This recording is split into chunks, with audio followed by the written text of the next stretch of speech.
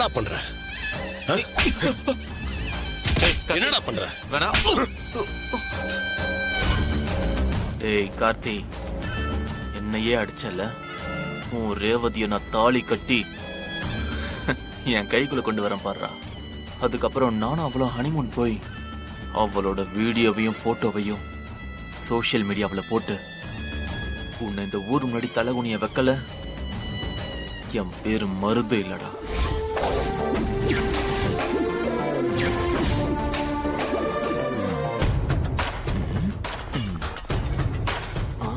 இருக்கான். மாமா மாமா, என்ன மாப்ள? ஐயோ மாமா, இங்க வாங்களே, உங்ககிட்ட ஒரு முக்கியமான விஷயம் பேசணும்.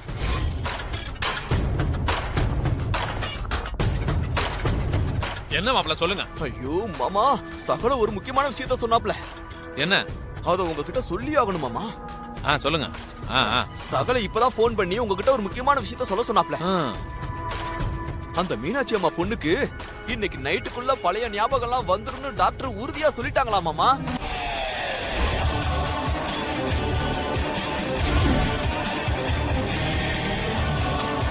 அது மட்டும் இல்ல மாமா, அந்த பொண்ணு மட்டும் இந்த மருது பயல பத்தி வாய திறந்தா போதும், அவனோட அத்தனை பிராடுத்தனமும் வெளியே வந்துரும், நடக்க போற கல்யாணமும் தானா நின்னுரும்.